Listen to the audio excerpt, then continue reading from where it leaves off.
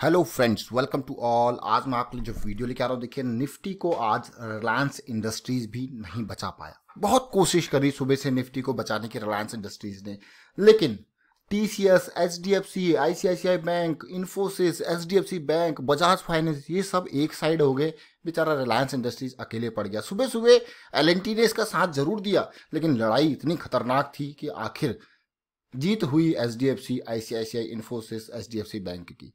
ये निफ्टी को नीचे धकेलने में कामयाब हो गए। बहुत जबरदस्त लड़ाई चली मार्केट में, लेकिन क्या करें भाई, जिसका पलड़ा भारी उसी की जीत। वो देखिए, आप सीधे लेके चलता हूं आपको लाइव साइट पे। देखिए, जरा समझने की कोशिश कीजिए। आज रिलायंस इंडस्ट्रीज सुबह सुबह ऐसा भागा, ब्रेकआउट था डेली का आपका लायंस अटैक, बढ़िया ब्रेकआउट था, और 1387 का बहुत ही बढ़िया वो ब्रेकआउट लेवल था। उसके बाद ऐसे तेजी से भागा कि 1400 कि 1500 के लेवल के आसपास पहुंच गया। मतलब इतनी तेज इसने निफ्टी को एक छोर संभाले रखा। साथ के साथ सुबह सुबह एलएनटी ने, ब्रिटानिया इंडस्ट्रीज ने थोड़ा बहुत साथ देने की कोशिश करी, लेकिन ये ठंडे पड़ गए। जैसे ही ये ठंडे पड़े, इसके साथ के मैं कहूँगा ये ठंडे पड़ गए। लेकिन यहाँ पे HDFC, ICICI bank, Infosys, HDFC bank, Bajaj finance, TCS, axis bank, खास करके बैंकिंग स्टॉक्स ये ऐसे हावी हुए कि भाई बैंक और फाइनेंस के स्टॉक्स ऐसे हावी हुए, और आईटी के स्टॉक्स के इन्होंने रिलायंस को भी मजबूर कर दिया कि तू भी नीचे आ जा भाई, तू कहाँ जा रहा अकेले अकेले। जरा सोचिए, मतलब कितनी खतरनाक लड़ाई ये हुई आज की डेट में। मेजरली अगर देखा जाए तो HDFC, ICICI bank, Infosys, HDFC bank ये विनर निकले।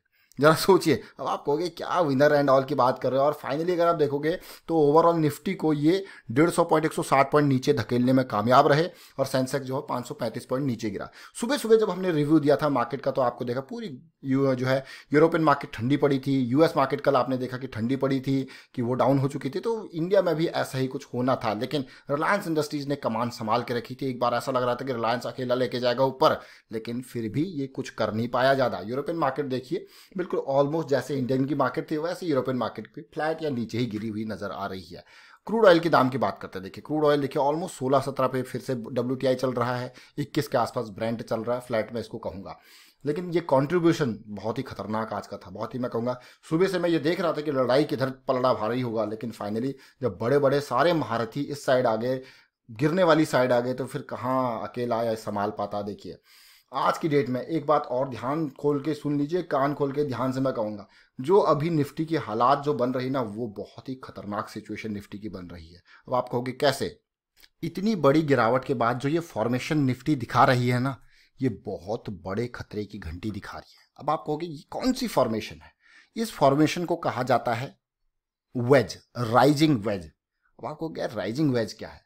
देखिए बहुत बड़ी गिरावट आती है, फिर थोड़ा सा लालच के चक्कर में यहाँ पे इस तरीके से पैटर्न बनता है।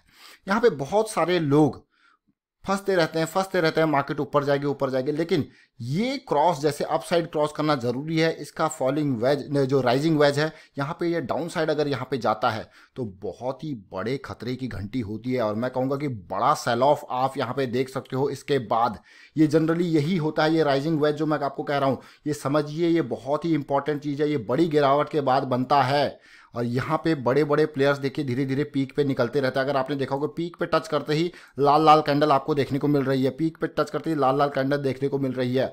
और इसका टूटना जो कि काफ़ी इंपॉर्टेंट, काफ़ी रिस्की होगा। अभी ये इसी के अंडर ट्रेड कर रहा है, लेकिन इसका डाउन साइड में मोमेंटम बहुत तेजी से धड़ाम से नीचे गिरेगा, संभलने का मौका तक नहीं मिलेगा। इस चीज़ को बिल्कुल समझिए ध्यान से। ये आपका जो है, ये मैंने वेज की फॉर्मेशन जो आपको बताया, इसको राइजिंग वेज करते हैं। आप सर्च कर लो, पढ़ लो इसको, राइजिंग वेज कितना खतरनाक स्ट्रक्चर जो है माना जाता है। ये हमने डेली टाइम फ्रेम पे देखा, आज आवरली टाइम फ्रेम पे और समझने की कोशिश करते हैं। अगर मैं आवरली पे देखूं तो धीरे धीरे बिल्कुल उस राइजिंग वेज के पॉइंट पे टच करता हुआ ये आज की डेट में देखने को मिला। और आज सुबह सुबह आपने देखा कि मार्केट बिल्कुल गैप डाउन के साथ साथ जो रिलायंस ने लड़ाई संभाल रखी थी, वो देखिए कैसी लड़ाई संभाल रखी थी। फिर वापस शाम होते होते बाकी शेयर्स जो है वो हावी रिलायंस इंडस्ट्रीज के ऊपर हो गए, इसने नीचे इसको आराम से गिरा दिया। देखें इस चीज़ को, मैं आपको बार बार कहता है कि गैप डाउन। आप देखिए जंप करता है, फिर गैप डाउन, जंप करता है, गैप डाउन। बहुत ही बड़े बड़े गैप डाउन यहाँ पे देखने को मिल रहे हैं। इससे पहले आपने देखे होंगे 1 2 3 4 गैप अप थे। फिलहाल आप देख पा रहे हो 1 2, अब ये गैप डाउन के स्टेट में जा रहा है। तो मतलब खतरा टला नहीं है, खतरा सामने है। इसीलिए कोई भी इन्वेस्टमेंट आपने कर रखी हो, कहीं पे भी इन्वेस्टमेंट करने जा रहे हो, कोई भी शेयर खरीदने जा रहे हो, अपनी डिफेंस जरूर रखें। डिफेंस क्या है आपकी? Stop losses. बिना स्टॉप लॉसेस के मार्केट में अभी के टाइम पे, चाहे आप लॉन्ग टर्म पर्सपेक्टिव से सोचो तो थोड़ा डीप रख लो स्टॉप लॉस, लेकिन आने वाला टाइम बहुत ही खतरनाक मुझे देखने को मिल रहा है। अब मैं आपको चलता हूं निफ्टी के इसी तरीके से इन शेयर्स को एक नज़र आपको दिखाता हूं। देखिए आज की डेट में अगर मैं निफ्टी 50 की बात करूं तो सबसे ज़्यादा आपने देखा कि रिलायंस इंडस्ट्रीज ने कमाल कर रखा था। एक टाइम पे तो 1500 के लेवल के आसपास से गया था, 1494 के आसपास। उसके बाद देखिए ब्रिटानिया इंडस्ट्रीज अच्छा जंप इसने दिया, सन फार्मा, इन 4-5 शेयर्स ने ही पूरा किला संभाल रखा था। लेकिन बजाज फाइनेंस ने सारा काम यहाँ पे, ये देखिए आज की डेट में 1970 के आसपास से गिर गया था। इंफ्राटेल आज बड़ी गिरावट। जी आप देखिए बजाज फिनजब, ये बजाज फाइनेंस और बजाज फिनजब दोनों साथ साथ ही गिरते हैं, साथ साथ ही चढ़ते हैं, इसको याद रखना। अगर एक थोड़ा लेट गिर रहा है तो आप एंट्री कर सकते हो, सेलिंग कर सकते हो उसमें। एक थोड़ा लेट चढ़ रहा है तो तब वहाँ पे बाइंग कर सकते हो। मतलब कोरिलेटेड स्टॉक है, एक पापा तो एक दूसरा बेटा, ये मान के चले। एक पेरेंट कंपनी है, एक चाइल्ड कंपनी। हिंडाल्को, हिंडाल्को में देखिए आज बड़ी गिरावट 6%। IndusInd bank, axis bank, HDFC बहुत ही अच्छा खासा मुनाफा करके दिया इसने भाई, नीचे गिरते हुए में भी बहुत ही बढ़िया। आईसीआईसी बैंक देखिए फिर से वापसी हो रही है। Mahindra and Mahindra, UltraTech cement, JSW steel, UPL, Tech Mahindra, ये गिरे। कुछ शेयर्स ऑलमोस्ट जो है ना के बराबर गिरे, ना वो ज़्यादा ऊपर है ना ज़्यादा नीचे रहे। लेकिन अगर आप ओवरऑल देखो तो जो गिरने वाले हैं उनका पलड़ा भारी निकला। अब मैं आपको कुछ डिटेल और दिखाना चाहता हूँ यहाँ पे। इसके अलावा ये तो आपने डिटेल देखी, अब हम बात करते हैं जो है sector wise detail. Sector wise details की जब हम बात करते हैं यहाँ पे देखिए निफ्टी 50 कितना गिरा देखिए। उसके बाद हम बैंक की बात करें तो बैंक में सबसे ज़्यादा गिरावट, उसके साथ साथ फाइनेंस बैंक, और फाइनेंस में बड़ी गिरावट आपने देखने को मिली, क्योंकि बजाज फाइनेंस, बजाज फिनजब, एचडीएफसी बैंक, इन सब में ही थे देखिए। यानी कि निफ्टी प्राइवेट बैंक में आप देख सकते हो, पीओसी बैंक में देख सकते हो। ओनली जो सर्वाइव किया सेक्टर है वो फार्मा है, और उसके अलावा जो थोड़ा कम गिरा वो एफएमसीजी है। यही दो सेक्टर गिरावट के टाइम पे, अभी के टाइम पे। लेकिन मेजरली ऐसा होता है कि एफएमसीजी एक डिफेंसिव होता है, लेकिन आज के टाइम पे जो सिचुएशन है वहाँ पे फार्मा का बहुत ज़्यादा डिमांड है, तो फिर ये भी इसीलिए यहाँ पे डिफेंसिव में चल रहा है। तो देखिए इन चीज़ों को आप धीरे धीरे समझ सकते हो। और आज रिलायंस की बात मैं कर रहा हूँ तो रिलायंस इंडस्ट्रीज को भी एक नज़र देखते हैं कि क्या कुछ यहाँ पे देखने को मिला है। और आप ध्यान से देखें और समझिए। देखिए रिलायंस, बहुत सारे लोग कहते हैं कि टेक्निकल एनालिसिस से क्या होता है, कुछ नहीं होता। टेक्निकल एनालिसिस का देखिए काफ़ी इंपॉर्टेंट पॉइंट है ब्रेकआउट। कल एक मेंबर ने ही ये डिटेल शेयर करी थी हमारे साथ कि यहाँ पे भाई बहुत ही बढ़िया ब्रेकआउट दिख रहा है 1387 के आसपास। देखिए आप, शेयर गैप डाउन जरूर हुआ, लेकिन जैसे ही इस लेवल को पार किया उसके बाद क्या मजबूती देखने को मिली। और एक बार ये लंबी, बहुत सारे लोग कहते हैं टारगेट टारगेट, देखिए टारगेट कुछ नहीं होता है। एंट्री और स्टॉप लॉस देखो, टारगेट तो आप जब देखोगे कि हाँ भाई ये लंबी शेडो बन गई है, निकलने का टाइम आ गया, इतना बड़ा पिन बार तो मार्केट में हलचल मचा देगा, तो देखिए यहाँ से सेलिंग का टाइम स्टार्ट हो गया। और इसके बॉटम पॉइंट से यानी कि 1460 के बाद जिसने सेलिंग करी होगी, खूब पैसा इसने कमाया होगा, ऑलमोस्ट 1410 के आसपास तक ये आया था।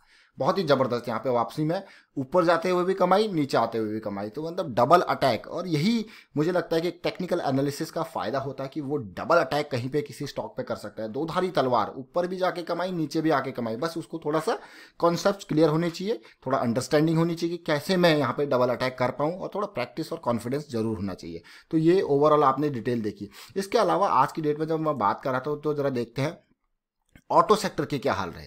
ऑटो सेक्टर भी 1.60% नीचे गिरा है। तो मेजरली, और आने वाले टाइम पे जैसा मैं बार बार आपको कहता हूं कि बैंक और फाइनेंस शेयर पे तलवार जो है वो लटकी हुई है। इनको तो भाई बहुत पैसा चाहिए बचने के लिए। अब आपको कि कैसे एनपीए का जो हालात बनेंगे ना आने वाले टाइम पे, वो बहुत ही खतरनाक होने वाले हैं। एनपीए जरा समझिए, एनपीए क्या होता है? लोगों के पास पैसा नहीं है, कहाँ से देंगे, कहाँ से अपने लोन को चुकाएंगे? वो लोन जो है वो एनपीए में कन्वर्ट होंगे, तो ये बैंकों के एनपीए जैसे जैसे बढ़ते रहेंगे, ये आपको और भी खतरनाक सिचुएशन लगती रहेगी। जो अभी के क्राइसिस हैं, जो पेंडेमिक वाली क्राइसिस है, ये आने वाले टाइम पे आपके फाइनेंशियल क्राइसिस में कन्वर्ट हो सकते हैं अगर चीज़ें जल्दी से जल्दी नहीं सुधरी तो। और जब ये फाइनेंशियल क्राइसिस में जो है कन्वर्ट होंगी, तो आप देखिए कि बाकी के इन शेयर्स का, बैंकिंग और फाइनेंस के शेयर में बड़ा झटका लगेगा। फिर 2008 वाली सिचुएशन यहाँ पे बैंकिंग और फाइनेंशियल, क्योंकि उस टाइम पे खाली फाइनेंशियल क्राइसिस थे। इस बार जो है वो दूसरे तरीके का काम है, वो आप देख पा रहे हो। बजाज फाइनेंस, एचडीएफसी की हालत आज आपने देखी कि किस तरीके से एचडीएफसी में बड़ी गिरावट देखी गई। तो इस तरीके से सिचुएशन आपको मिलती रहेगी। और मैं फिर से कहूँगा कि स्टॉप लॉस को इस तरीके से, बिना स्टॉप लॉस के आपको जाना ही नहीं है। चाहे आप किसी भी थोड़ा डीप लगा लो, बट स्टॉप लॉसेस आपके पास होने चाहिए, ताकि आप अपने पैसे को बचा पाओ और ताकि आप अपने प्रॉफिट को बचा पाओ, लॉस ना होने दो अपने आप को। ये सबसे इंपॉर्टेंट जो है टेक्निक है।